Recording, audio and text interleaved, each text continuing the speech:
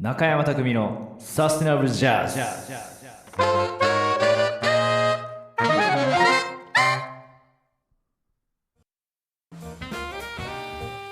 この番組はさまざまなゲストをお呼びし、ゲストにまつわる音楽観やジャズの持続可能性について語り合います。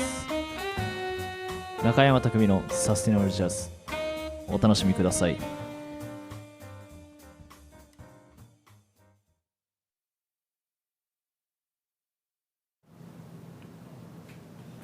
皆さんこんばんは。サックスプレイヤーの中山匠です。中山匠のサステナブルジャズ、今回で第19回目を迎えました。いつもご視聴いただいている皆さんありがとうございます。ということで今回は第19回目なんですけれども、実験的ではありますけど、今日はインスタライブとか Facebook ライブの方もやらせていただいています。ありがとうございます。なのでカメラの台数が半端じゃないんですよね。どちらのコメントも見られるようになってますので、Facebook とかなんかコメントあったらお知らせください。よろしくお願いします。ということで、もうインスタの方はゲストが映ってしまっているので、誰がゲストかはもう分かっているとは思いますが、ご紹介したいと思います。本日のゲスト、金子義弘さんです。よろしくお願いします。よろしくお願いします。よろしくお願いします。よろしくお願いします。多角的に。そう。はい、よろしくお願いします。ということで今回の、ゲストは金子義弘さんですが、はい、YouTube ご覧の方は概要欄の方にプロフィールがありますけれども、はい、はい、1997年生まれ、おいくつですか？今は26歳ですけど、代としては27歳になったという感じですね。はい、それで、専属音大のご出身でいらっしゃいまして、専属音大出身でございます。エレベをずっとやって。そうですね、始めたのは中学1年生の時なんですけど、一応同時に始めてるんです。コントラバスとエレキベースは。ただこういろいろあって触ってる時間が多いのはエレキベースな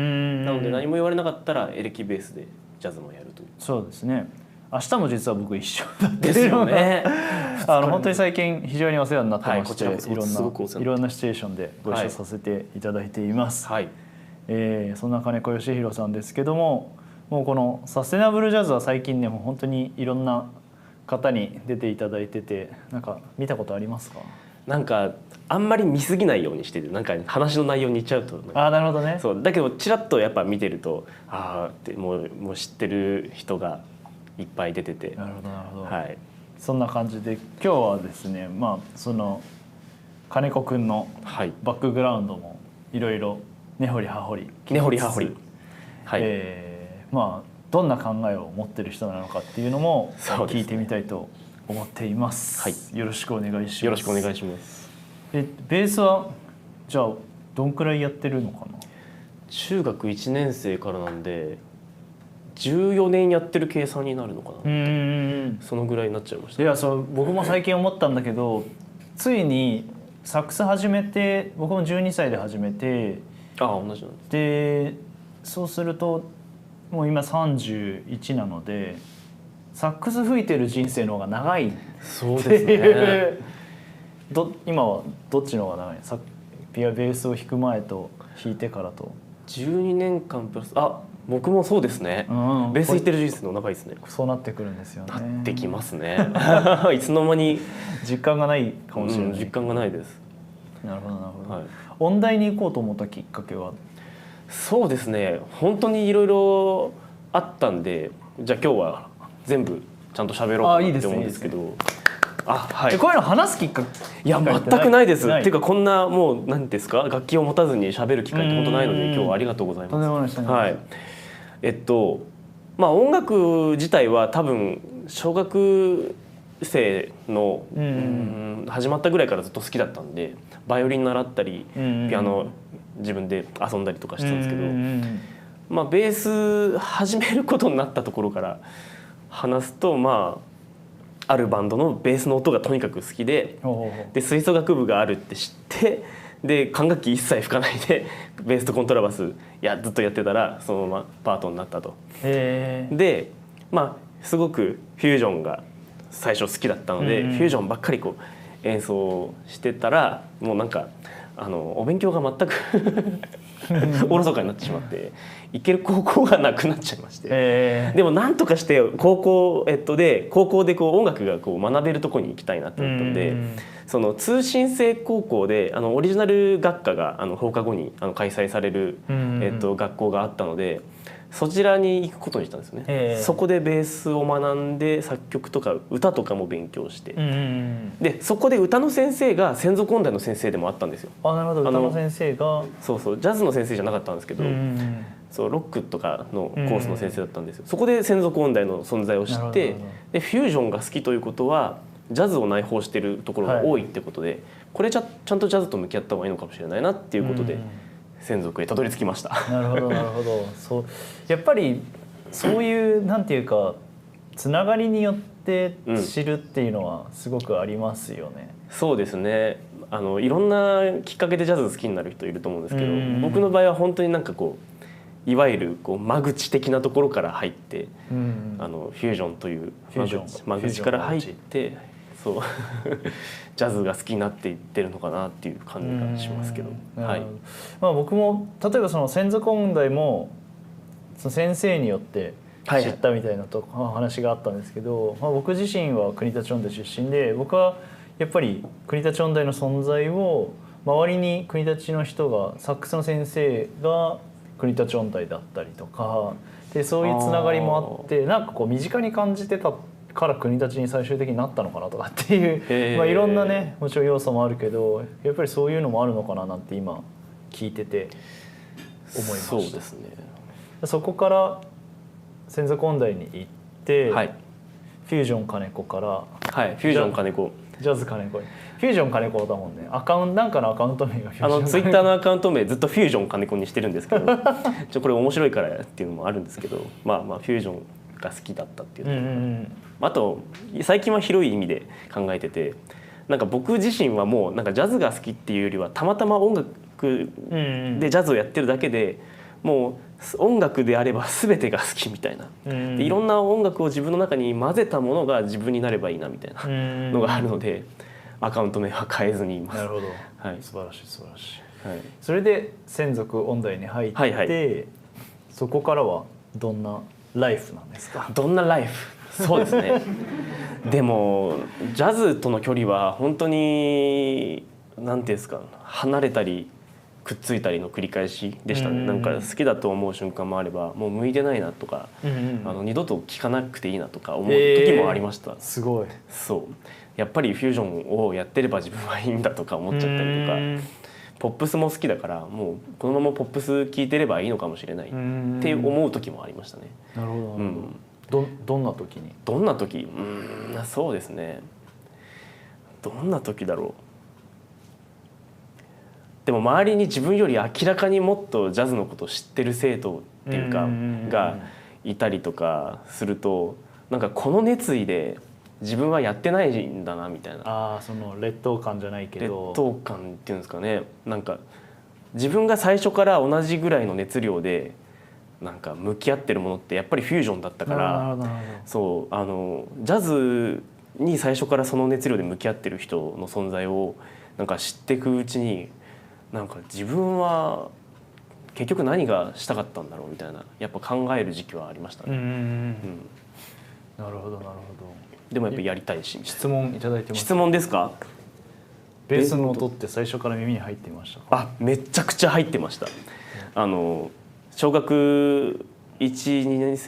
生っていうか、小学生の時ですけど、そのバンド名とか出していいですかね？そうだよね。気になってたよそれ。そう僕めちゃくちゃ変わってて、本当変わっててなんかみんなが知ってるよ。そうまあそうですよね。そう葉加瀬太郎さんが昔クライズラーカンパニーっていう、ね、バンドをやってたんですよ。わかりますかこれ？なんかクラシックをフュージョンアレンジするみたいな、結構なんかへんてこといえばへんてこなんですけど、それが楽しくて、で、最初はバイオリン習ってたんですけど、なんせもう僕そのバンドをなんで聴いてるかって、もうその低い音がかっこいいからずっと聴いてたんですよ。そうとにかくでその時ベースっていう楽器だっていうことを全く知らないで聴いてて、なんか機械がなんかそういう音出してんのかなみたいな思ったんですけど、なんかずっと低い音を聴くがために、すごいですね。そうだからベースが一番ベースで聴いてました音楽を。だからいやなんかもうさ自分がこう恥ずかしい思いになりますよこの真面目なちゃんとした意見を聞くと。サックスって見た目がかっこいいからサックスやろうと思ったのねサックスの音とかもあるかもしれないけどまずサックスは見た目がねかっこいいからと思ってね始めた私のこの今のやるせなさを。いやとんでもないですよ僕もたまたまそれが音だっただけで。いやすごいよねそのねいやそういう世界ってすごいことだとなんかもうだってベース耳でそこから入ってたら間違いないよね。そうですね、そうだからベースが本当に好きで後で音楽系のゲームで知るんですよベースっていう存在を。任天堂の Wii のWii ミュージックっていう、リモコン振ると楽器が弾けるみたいなあれでベース出てきて、なるほど楽器だったんだこれみたいな。結構今衝撃的だったの Wii をそのゲームやったのはいつなの？これ小学だから6年生ぐらい。小学6年生で Wii があるのがまた嫌だよね。これダメですね。これダメですね。いいと思うけど。いやジェネレーションギャップを今ね感じたね。ああそっか。そうまあ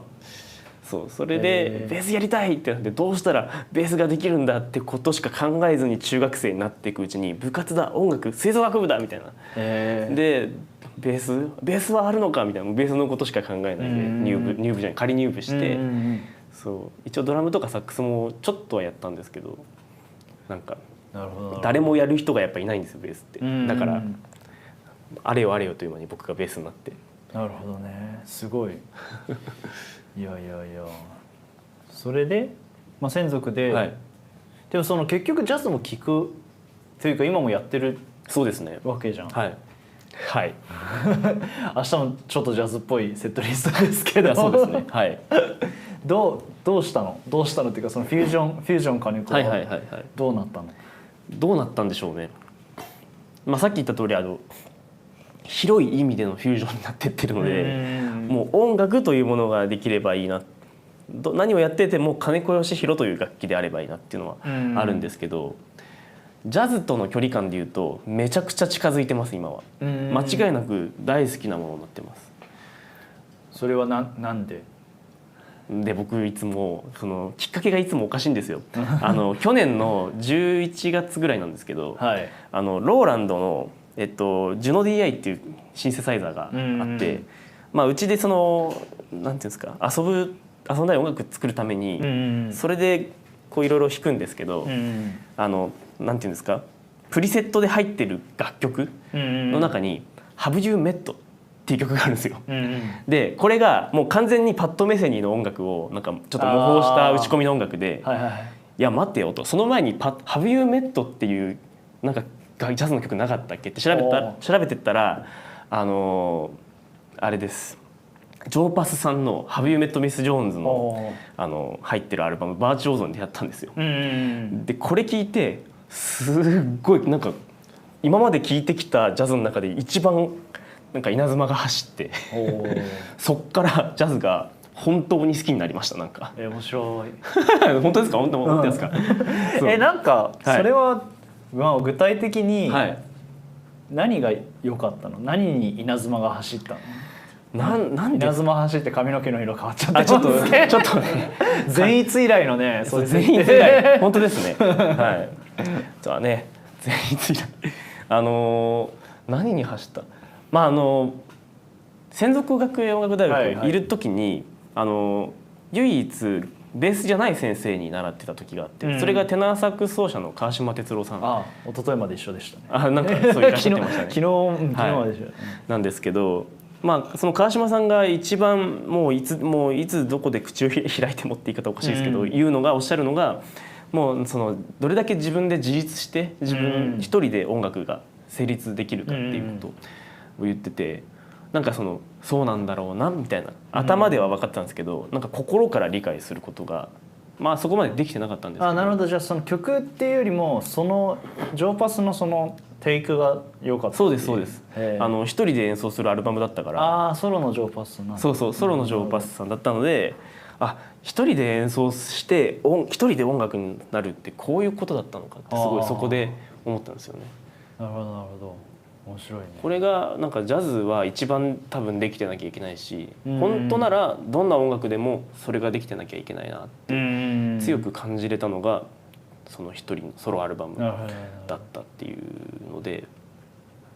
なんかそれからじゃあ結構ジャズに。急にジャズ一番今好きですね。でもだからなるほどね、すごい分かるかもしれない。その変化ははい演奏にも出てるかもしれない。本当ですか、きっと出てたら嬉しいです。なんか確かにここ1年2年で全然サウンド違うなんて偉そうに思ったりして。いや偉いですからいやそういやね、ありがとうございます。まあこれからももっとそうなんなきゃって思うし、そうなんだよね。結局なんかそれって全く同じことベースの井上陽介さんもアンサンブルの授業で言ってたのをものすごい覚えてて、結局アンサンブルジャズでアンサンブルするっていうことは、まあ全体を聞いて成り立ってるのも大事なんだけど、一人一人聞いた時に成り立ってるかどうかっていう子がまず成り立ってるかどうかっていうのがすごい大事って、全く同じことを言ってたのをすごい今思い出しましたね。ねえ本当にそう思います。結局ギターであったりベースであったりっていうのは、まあ、同じ弦楽器で、まあ、そのコントラバスと、エレキベースっていうのは発祥が違うわけじゃないですか。そうですね、全くなんかその辺の、まあ、ベーシストの視聴者の方もいらっしゃると思うので、そうですね、まあことがベーシストの視聴者の方とかもなんか僕も不思議でならない、全く別のあれだから、確かにどういうつもりなのかなっていう、どういうつもりなのか、あんまり違いなくやってるのか。でもサックスとフルートぐらいのもんだと思うんだよね、そもそもの違いが。はいサックスとフルート、まあどうなんだろう。サックスとフルートってなってくるとまた楽器としてはだいぶ違ってきますよね。なんて言うんだろう。最初は本当に分けて考えてました。だから別の楽器だもんなと思って、エレキベースを弾くときはエレキベースの音楽、エレキベースの奏法、ノウハウ、コントラバスの時は弾き方奏法ノウハウが言いました。コントラバスってウッドベースの時はそれであるって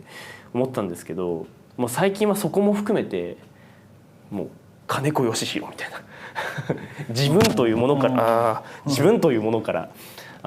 出てくるなんかものとしてこう考えるようになりましたかね。なるほど。それっていうのは楽器がもっとより自分のものになってきてるからできることって。そうなのかもしれない。なんかそうじゃないと絶対に別物だから。そうですね。その成り立ちが違うものだから、その音の出方が違うわけじゃんまず。っていうかその考え方というか。そうですね、成り立ち、まあだから強いて言えばちょっとやっぱりどちらかというと触れてる時間が長いのはエレキベースだったので、エレキベースの考え方を反映させたウッドベースっていう状態の方が多いと思いますね。なんかジョーパスの話が出て、ジョーパスはギターで、なんかその辺ギターから影響を受けることとかっていうのもある？そうですね、結構僕が一番影響を受けるのは大体ピアノかギターですね。なんていうか多分僕の歌い口、演奏さまざまな要素は結構ギターかピアノから得てて、その上でベースがどう振る舞うかっていうところで初めてこうベーシストの演奏とかもちゃんと聞くようにはしてるんですけど、なんかそういう流れになってますかね。なるほど。そのピアノかギターっていうのは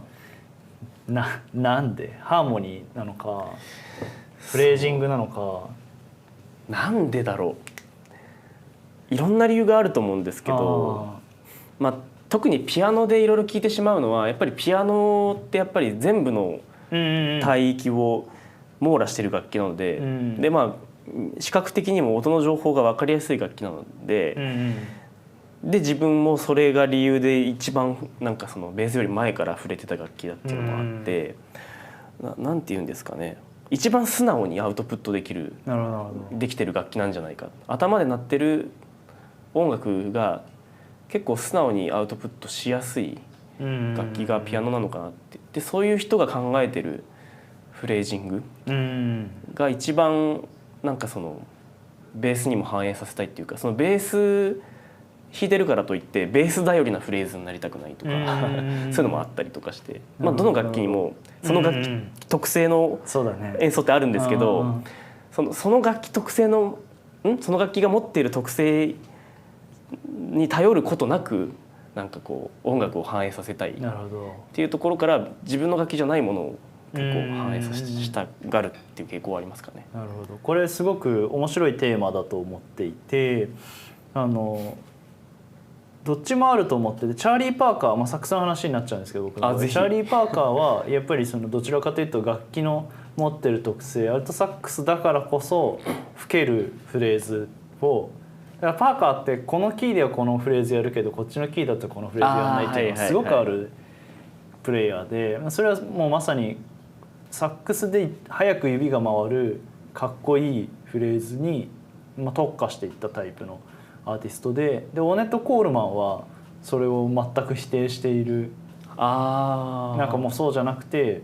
サックスだろうがだからこそ彼はバイオリンもやるしトランペットもやるしサックスもやるしっていう風になったと思うんだよね。だからなんか今の意見はどちらかというとオーネットよりのそういうことになりますよね。でも確かにそうかもね。なんか前に開放弦とかもっと弾けばいいじゃんとか偉そうに言った時も、だからやっぱそういう話だと思うんだよね。開放弦があるのはそのチューニングになってるからっていう、そこにベーシストってやっぱ開放弦弾きたがる、かっこいい一番響くから人多いけど、なんかそれだけじゃないっていう、確かにそれはそれであってっていう。そうですね。だから常にバランスを見てやってるので、なんかの演奏を聞いてなんだ金子開放弦弾いてんじゃんみたいなことも全然あると思うんですけど批判は受け付けないといやだから要はこうどんな状態においてもいかに自分がこうイメージして自分の歌声ボイスになってから演奏できてるかっていう順番になりたいので、やっぱ開放弦バーンって弾いちゃうとイメージがなくてもソレラミってなってくれちゃうんで、ソレラミかなってくれちゃうんで、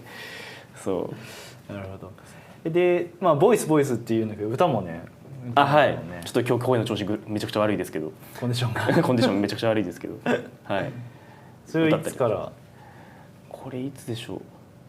それこそずっと趣味で小学生の低学年から歌い続けてましたし、なんか昔の将来の夢は歌手でしたね。なんか謎に歌手かお笑い芸人でした。お笑い芸人絶対面白くないけど、いやライブ前にやってくださいよ一言コントやってから始めるっていうね、前振りやってから、いやちょっと自信ないですけど、そんぐらい歌手とかそういう感じになりたいぐらい歌うのがすごいやっぱ大好きだったんですよね。それで本当にJ-POP ばっかり歌ってたところに、今度はフュージョンって音楽が入ってきてね、本当になんていうんですか、どうやって混ぜていこうみたいなところがあったんですけど。なんかその質問もう一個来てますけど、リズムに関しては誰かに影響を受けましたか？これはですね、もうぜひお話ししたいんですけど、自分のプレイスタイルを築いていくときに匠さんだったら一番誰が影響を受けましたか？難しいよね一人挙げるって難しいですよね普通。しかも今の僕の演奏を聞いてそこにたどり着かないと思うんだよね、聞いてる人はみたいな。構成要素が多すぎるから非常に、だから多分わからないね。でも一番コピーして一番憧れてた時期が長くてっていうのは僕はリー・コニッツさんなんだけど、今それを多分トリスターの派がコニッツさんが好きな人とかが僕のその意見聞いたらもしかしたらふざけんなっていうかもしれないよねなるほど、僕の場合は本当にもうなんか明確に自分の方向性がガッて変わったベーシストが一人いて、だからリズムもそうなんですけど、これいつだっけな、高校3年生になる前ぐらい、3年生ぐらいですかねの時に、それこそ聞いたアルバムが小沼洋介さんのなんか「Feel Like Making Love」が入ってる音源で、ベースが和音弾いてすごいグルーブしてイントロ始まるんですけど、これをその時習ってたエレキベースの先生、岡田二郎さんなんですけど、に聞いたら、リチャード・ボナなんじゃないって言われて、でそれでリチャード・ボナ自分で調べてったらそれこそソロプレイしてる動画が見つかったんですよ。一人でなんかもう結構彼は手癖がすごい多いんですけど、一人で歌声と、ベースをユニゾンさせてパフォーマンスしてるリチャード・ボナの映像があって、でこれにものすごい影響を受けましたね。なるほどなるほど、素晴らしい。そうか。その後もう一個僕が気になるのは、作曲する時は、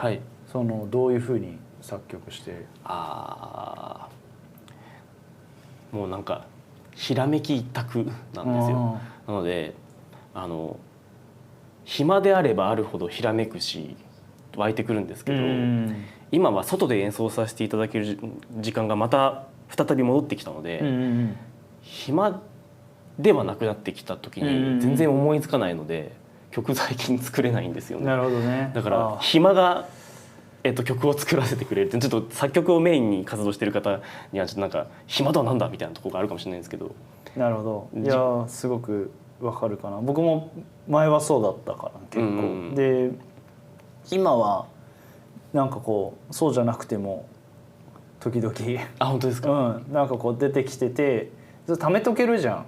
なんか本当にいいやつだったら、なんか何度かこう頭の中ループしてれば溜まっとくから、それで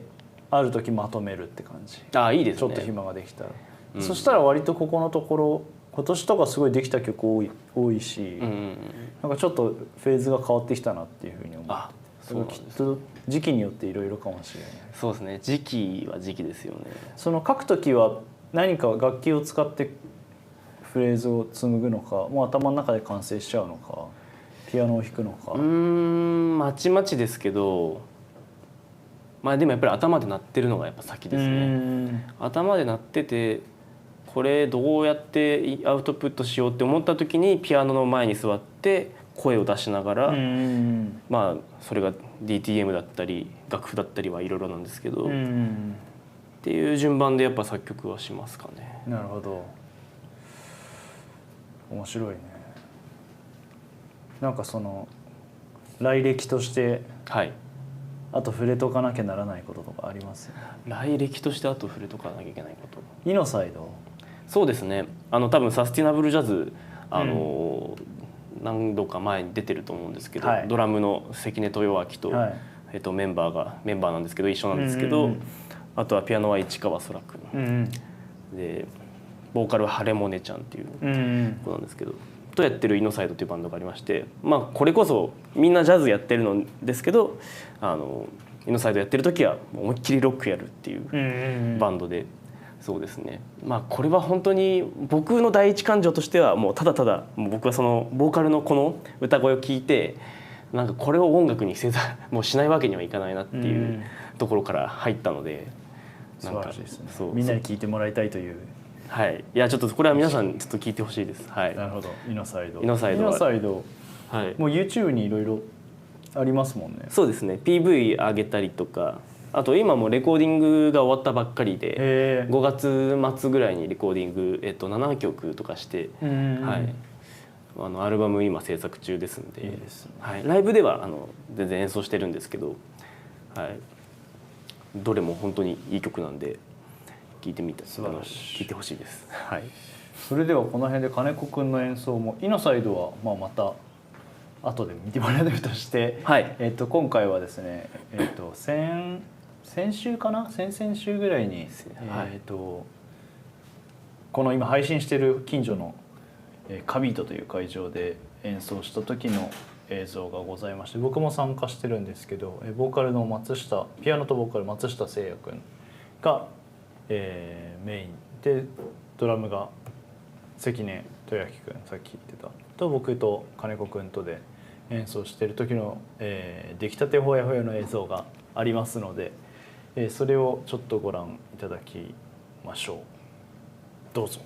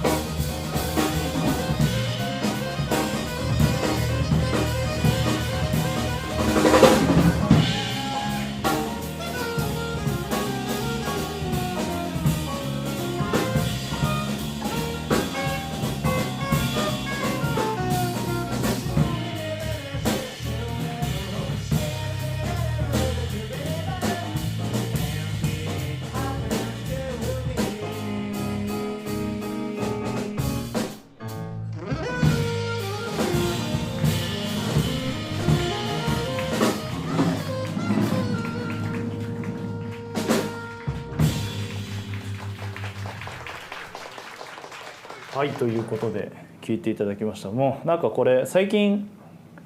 大体いつもはこの中間に聞いていただく映像ってそんなに最近の映像じゃなかったりするんだけど、今一番撮れたてほやほやっていう本当ですね。ついこの間のいや恥ずかしいですなんか素晴らしい。いやジャズサミット東京ね、この映像も弊社のウェブサイトで月額1000円で見ることもできますし、この映像だけじゃなくて本当にも60本ぐらいですかね、ジャズの映像を見ることができるのでぜひ登録してみてください。ありがとうございます。さあじゃあ後半はですね、金子義弘さんの、はいまあ何を考えているのかをそうですね聞かせてもらおうということで、はい、なんかあります？今回のこう出演にあたって、はい、世の中に物申したいこととか。世の中に物申せるほどの立場ではないですけどね、まあミュージシャンなんで、やっぱり音楽を頑張ることしかやっぱりできなくて、いろんな声を上げたり行動するのもね大事かもしれないんですけどね、なんかこう僕もこういろいろ分かってるようで分かってなかったり、まあ、分かってないようで分かってたりとか、あんまりでもそれをこううまく言葉にやっぱできないんで、でミュージシャンの場合、まあ、全員がそうじゃないしそう必ずしもそうあってはならないとは思うんですけど、やっぱり言葉にするのはそこまで上手じゃないというか、やっぱだからこそやっぱ音で伝えることしかできないなっていうのがあって。ところが今日はね楽器を持ってないわけですよ。そうだからこういう時にちゃんと喋る能力はやっぱなきゃいけないから、やっぱこういう時に改めて言葉にさせていただけるっていうのは嬉しいんですけど、そうですね。そうね。例えば、はい、じゃあ今27歳で、まあとりあえずは最後までミュージシャンでやっていこうという気でいらっしゃる。そうですね。と思うんだけど、その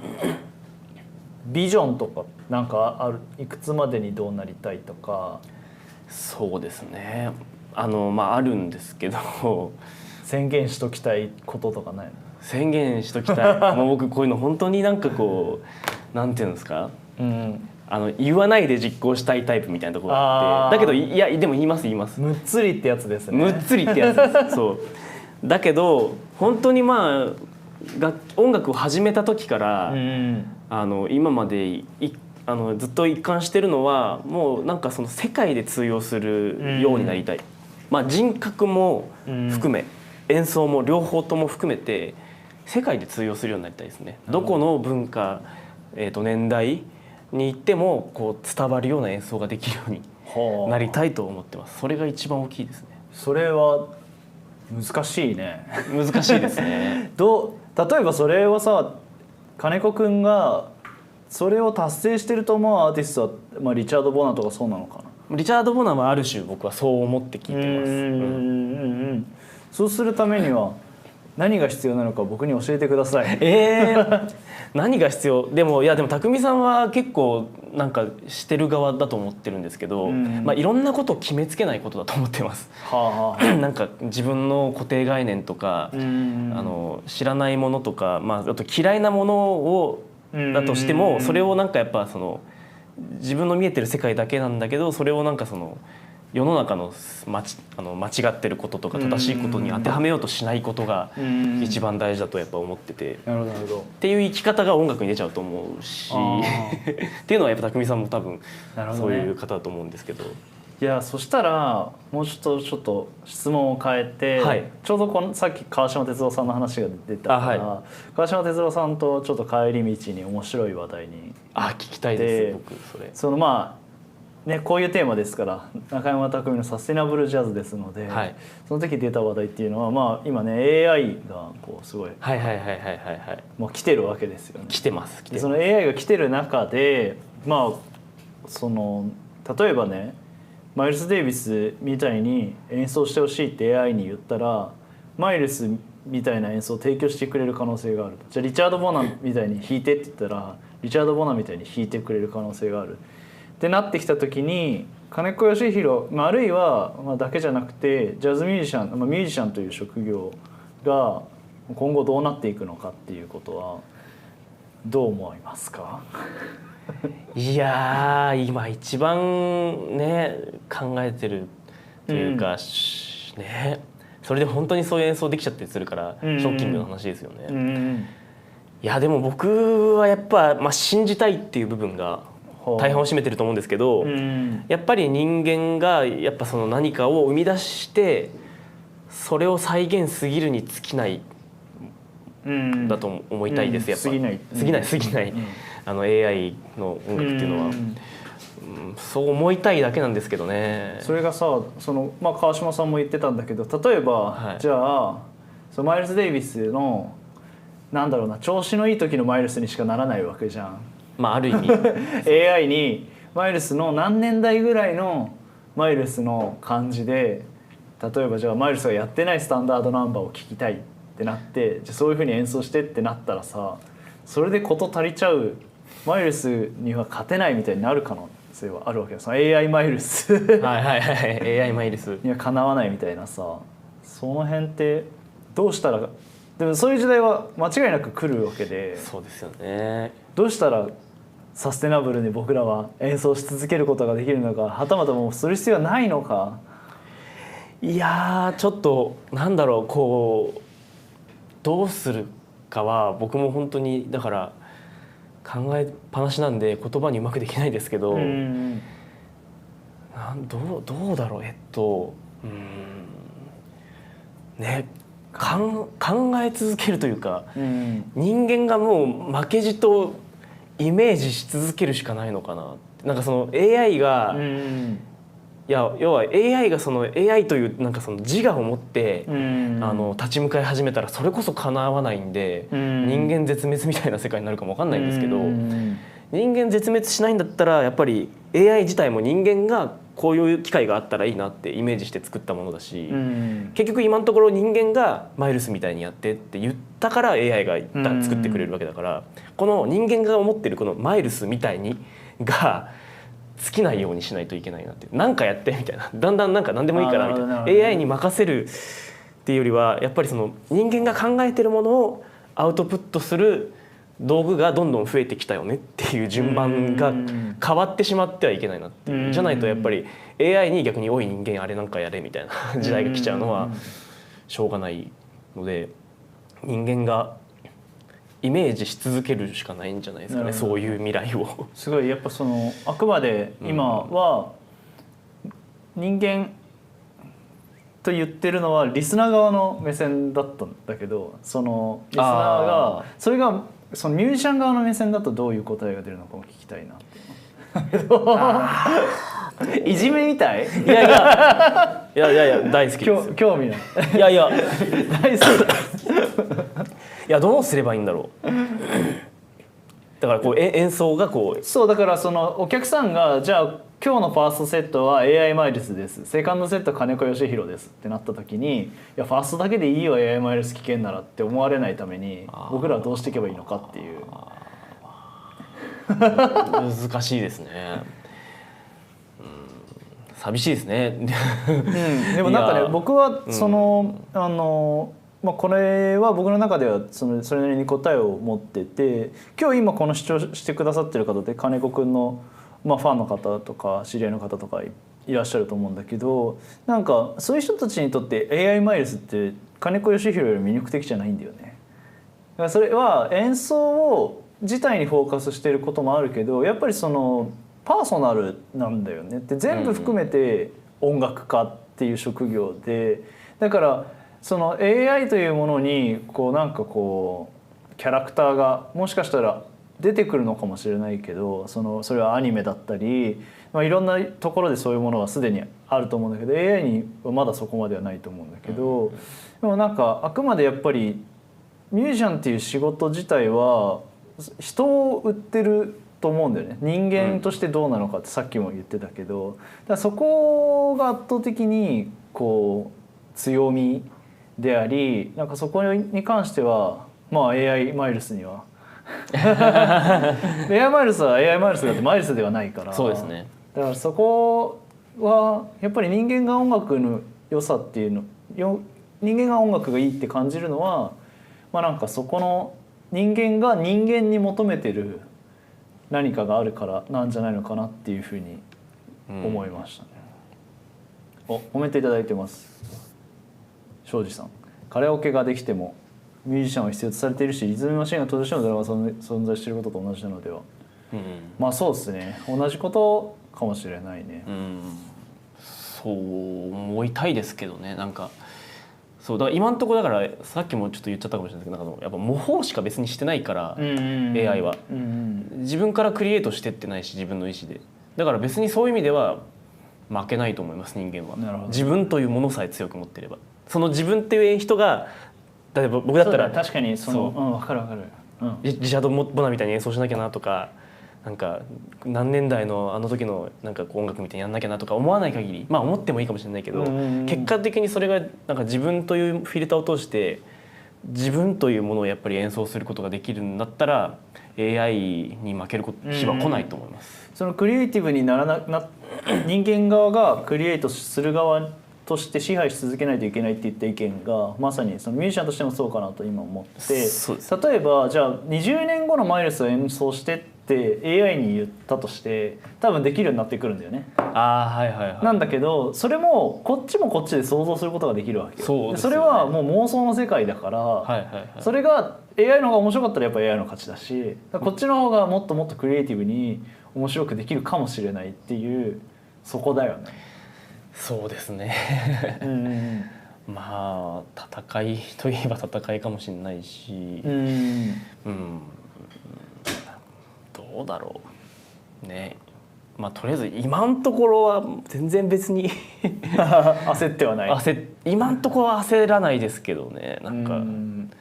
特にというかやっぱジャズとかになってくるとやっぱ瞬間瞬間で考え続けるし、その空気とかまとってる雰囲気とか今日何があったかとか全部含めて人間からその出されるものだから、 AI にはなんかその場の今のところですけど、それこそその場の空気とか今その AI にとっての私が何を思ってるかみたいなものは持ってないと思うんで、そう思う限りはなんか要はコミュニケーション、音楽の多分大事なキーになってくるのはコミュニケーションかなってなった時に、コミュニケーション本当の意味でなんか AI はしてくれないと思うんで、情報提供はしてくれると思うけど、だから情報を聞きたいかそれともコミュニケーションが取りたいかっていう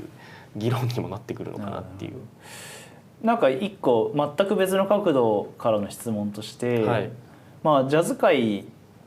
がまあ主かな、クラシックも割とそうだったりするかもしれないけど、引退がない世界じゃないですか基本的には。そうですね。でどこまで行っても、まあ、引退されたミュージシャンもね、まあ、ロリンズだったりゲイリー・バートンだったりとか引退してっていう方もいらっしゃるけど、ほとんどの方は死ぬまでステージに立つみたいな方がほとんどなんだけど、仮に自分が何かをきっかけに、まあ、何かきっかけでもいいし、まあ、老いていくことによってこう演奏のクオリティが若い頃みたいにならないってなった時に引退する可能性はあると思う。なんか別の形で作り続けると思います。それこそ作曲に目を向けたりとか、指導に目を向けたりかも分かんないですけど、そうやってやっていきたいなと自分は思いますね。なんか結局正直さ、もうだいぶヨボヨボになってステージ立ってる方って技術的にはさだいぶまずい瞬間ってあるわけじゃん。そういうのってどう思う？結構ぶっ込んだ質問だけどさ。でもそれこそロイ・ヘインズさんかな、ロイ・ヘインズガタガタだったんですけど、まあちょっと映像でしか見れないあれですけど、ガタガタだったんですけど、グッときたんですよねやっぱり。でこれなんでだろうって思った時になんか本当なんか一番いい言葉はまだ浮かべてないんですけど、まあ、魂なのかなみたいな、なんかやっぱりその人を自分は聞きたかったんだなとか、その人がどうやって生きてきたかとか、何を思ってるかとかは多分技術が衰えてても滑舌が悪くなってもありがとうは言えるし、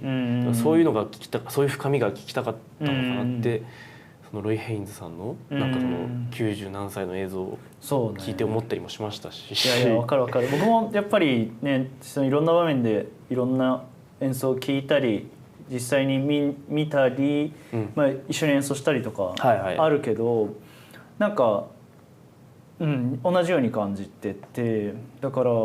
でもさ、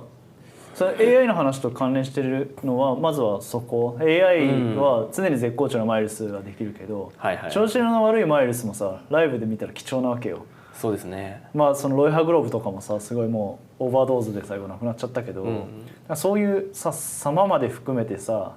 なんかもうライブなわけじゃんすごく。そうですね。そういうのも含めてのまあ価値、まあ、チャージって言ってしまったらそれまでだけどだけじゃなくてのミュージシャンとしての価値っていうかっていうところがあって、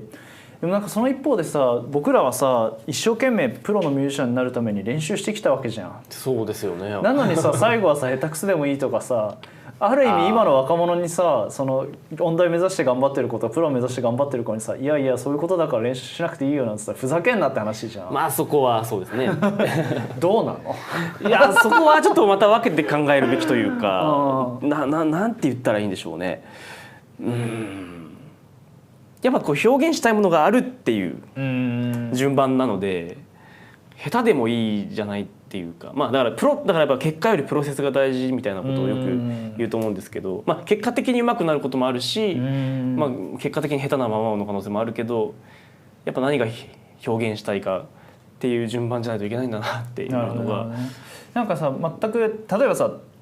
幼稚園児とか小学生が一生懸命歌ってるだけでさ泣いちゃったりするじゃん。そういうの方が良かったりしちゃう時がある。そういうのとなんかこうまあロイ・ヘンツさんの話でだけど90過ぎた方がもうまあ同じって言い方もあれだけどさまあその技術的にとかさなんかそういうのは同じというか、まあ、同じようにこう音楽を表現しようとしててなんだけどやっぱりこうある程度キャリアがあってもうみんな知ってる人がその姿になった時になんかみんなありがたがるのってさ、何なんだろうねあれは。僕はもちろんそういうの素晴らしいと思って感動するタイプの人間なんだけど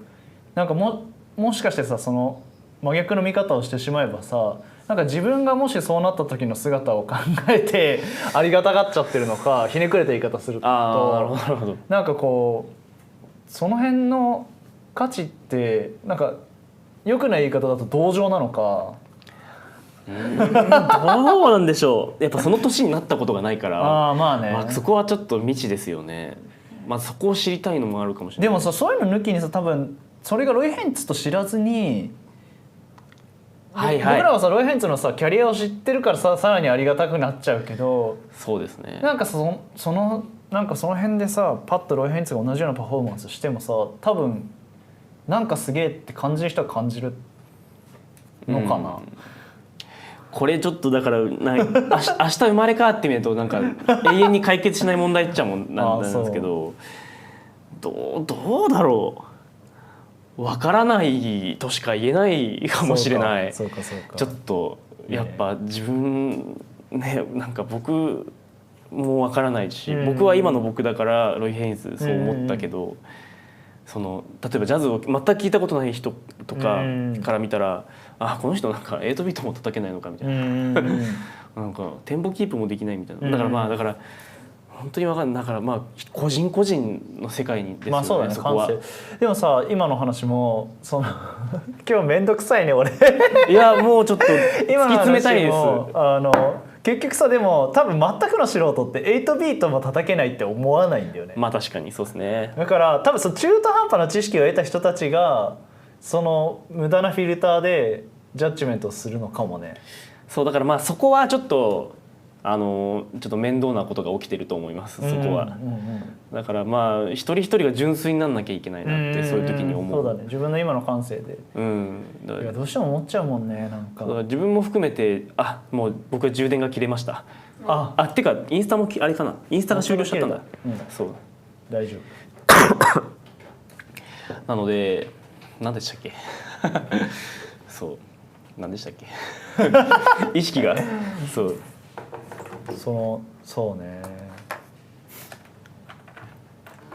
一旦そっちはいいんじゃないかな。わかりました。なので、まあだからいや難しいですね。何が好きなのかが人によって違うと思います。だからやっぱり音楽において、まあそうね。ストーリーが好きとか。でも感動するしないってさ、好き嫌いだけじゃなくてあれだよね。もうなんか伝わるか伝わらないかって絶対あると僕は信じてて。そうだからストーリーありきで感動することもあると思うし。ああそうねそうね。うん、なるほどね。まあもちろん見た目みたいなもので。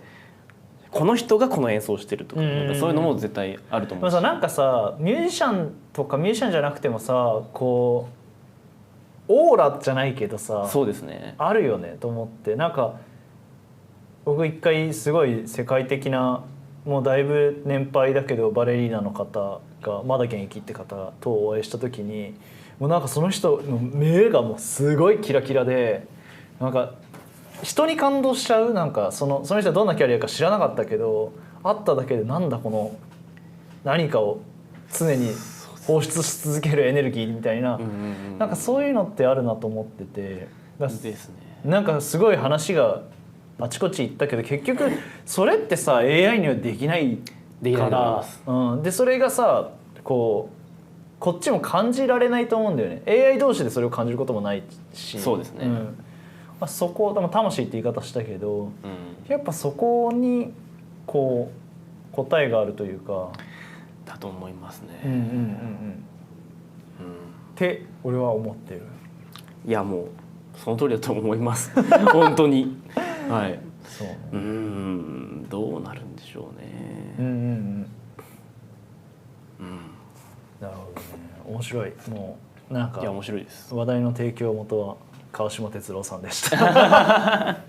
いや本当でもなんかここでたくさん言うのもあれですけどやっぱ川島さんの考え方みたいなのがすごい好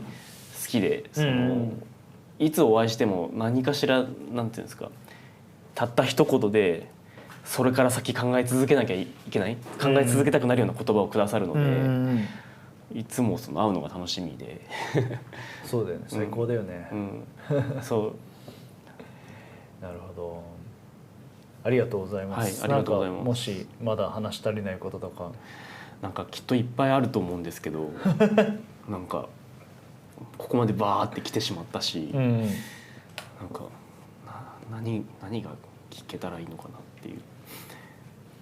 匠さんから見た僕みたいなものがいろいろ知りたいというかなるほどね、金子は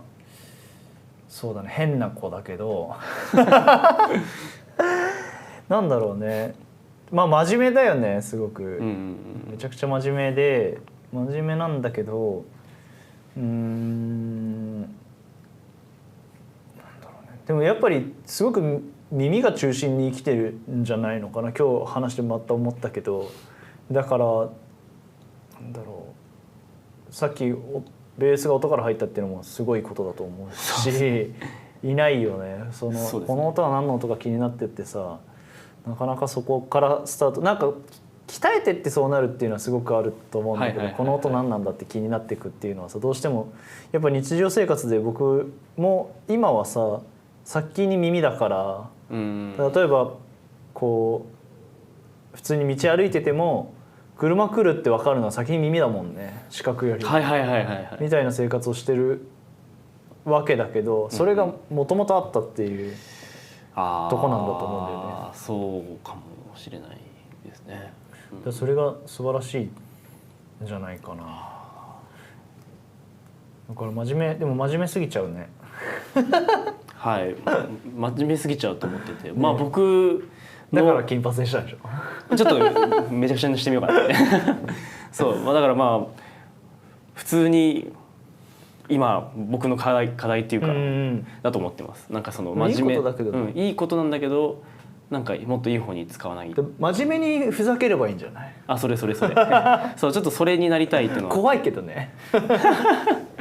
だからもっと僕は自分を突き詰めることができるし、それを怖がらずにやることができるし、なんか、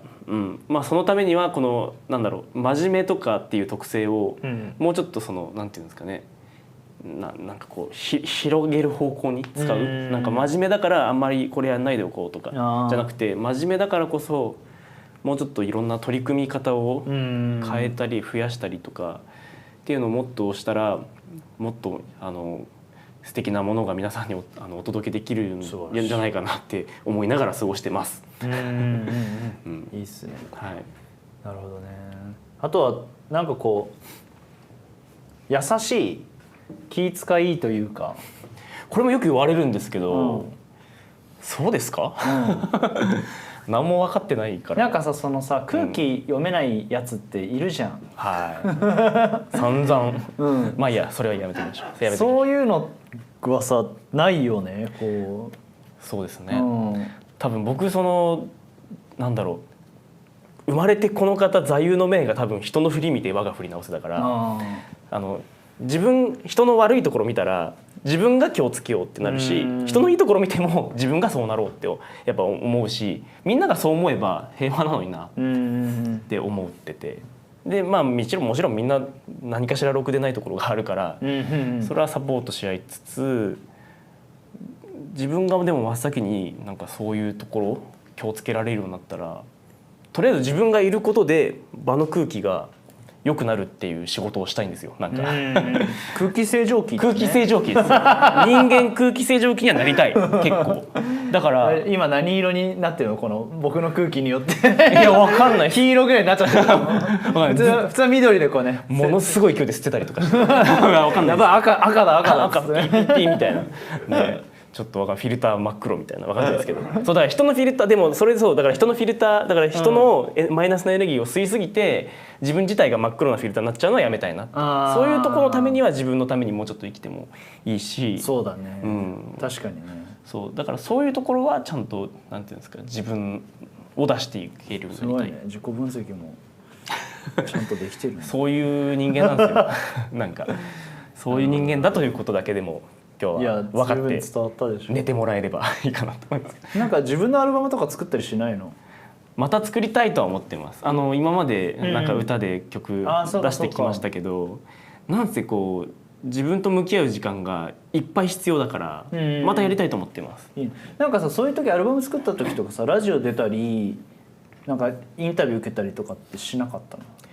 その時はしなかったですね。なんかそういうのするとさ、すごいこういう自分のことを話す機会めっちゃ増えるから、そうですね、どうしてもこ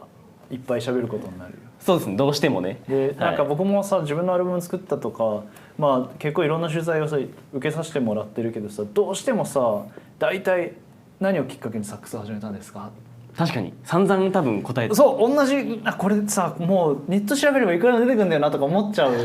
でもそれはまた言うんだよね。でなんかでもその喋ってる中でまたこう逆にさっき言ったようにクリエイティブになりたくなるわけじゃん、ジャズみたいな音楽やってると。 そうですね、それが楽しいんだよ。でそれでどんどん多分俺もなんかおしゃべりになってってるし、だから多分記者さんはこっちを答えてほしいんだろうけど、なんか話してるとそっちに行かなくなるみたいな。でも結果さ、もう取材の時間が限られてるから、その中で記事ができて、そっちの方が俺は面白いと思ってて。確かにそうですね、だからまあなんて言ったらいいのか真面目の使い方だと思います。だから僕の場合は本当に。でも喋れるようにな喋れる、今日もバッチリ喋れてるしね、思ったより今日本当に何も考えないで来たんですけど、さすがです。思ったより。でも MC もうまいもんね、思った。いやそう言っていただけてちょっと本当にほっとしたんですよ。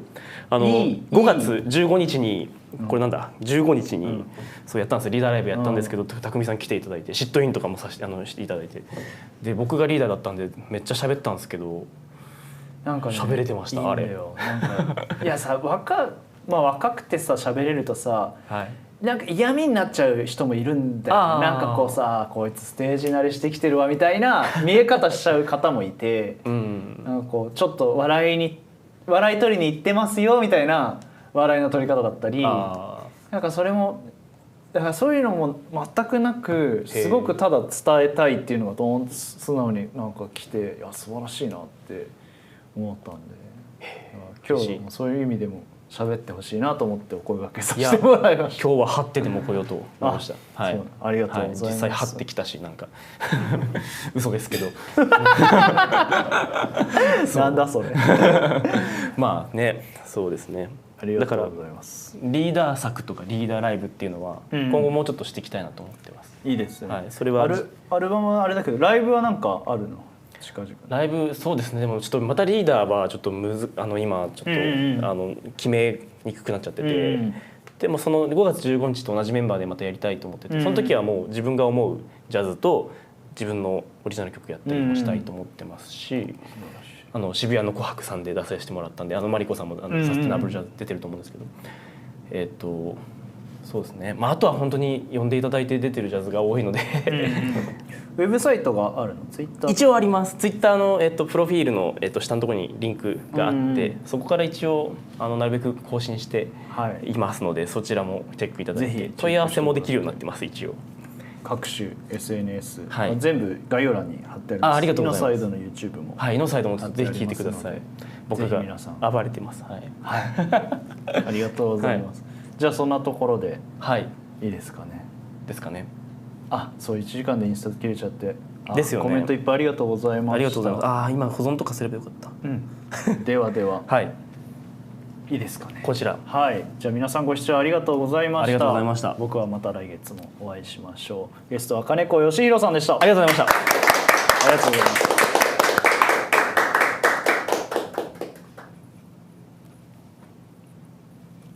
絵はまだ言ってるんだよ。